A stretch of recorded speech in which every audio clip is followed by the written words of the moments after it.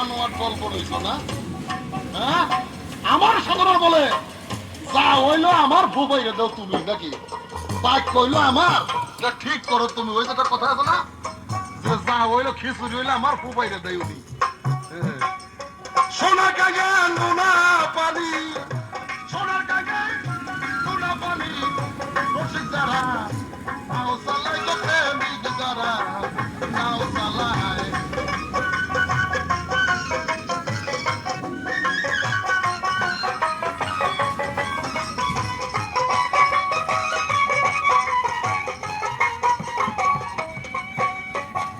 আমার কাছে প্রশ্ন করতেছে, প্রশ্ন আমি পরে যাব।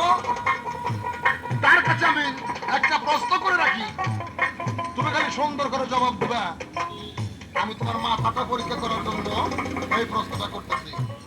সেই প্রশ্নটা হলো, এই বিশ্বের ভিতরে এমন একজন মেয়ে ছিল যে নাকি লক্ষ পুরুষের সঙ্গ করছে, কিন্তু তার বৈশিষ্ট্য ছিল যে প্রত্যেক রাতে একটা করে পুরুষ বদলাইতো। বদলাই সেরেই সকালবেলা যখন সে বাইরেই যাইত পুরুষটা, তখন তারে ওই মেয়েটা নিজে হাতে জবাই করে সমুদ্রে ভাসাই দিত।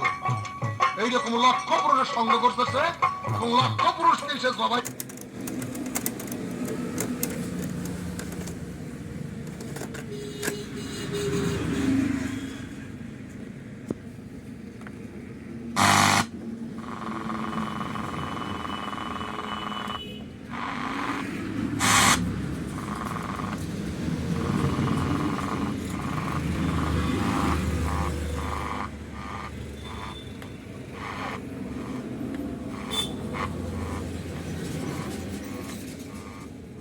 বীজ ব্যবহারের ক্ষেত্রে করণীয়গুলো যদি আমি সংক্ষেপে বলি, প্রতি মৌসুমে স্থানীয় কৃষি অফিসারের পরামর্শে জমির ধরন অনুযায়ী উপযুক্ত জাত বেছে নিতে হবে।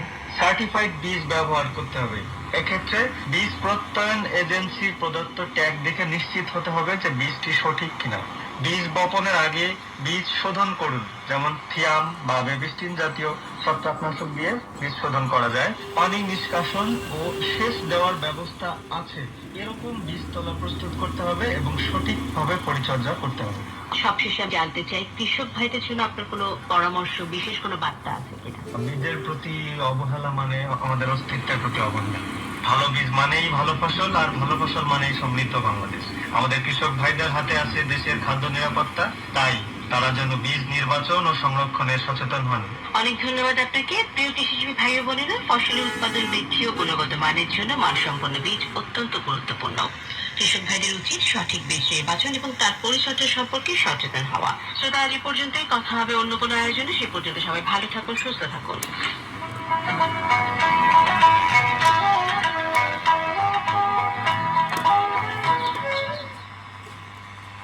হ্যাঁ, তবে কথা হচ্ছে, যত কিছুই বলো না কেন, যত কাজই করো না কেন, মানের দিক দিয়ে কিন্তু মানে হার মানা যাবে না। মানের ক্ষেত্রে কোনো ছাড় দেওয়া যাবে না, তাই তো বলবে। মান ঠিক রাখতে হবে, কারণ মান বাড়ায়।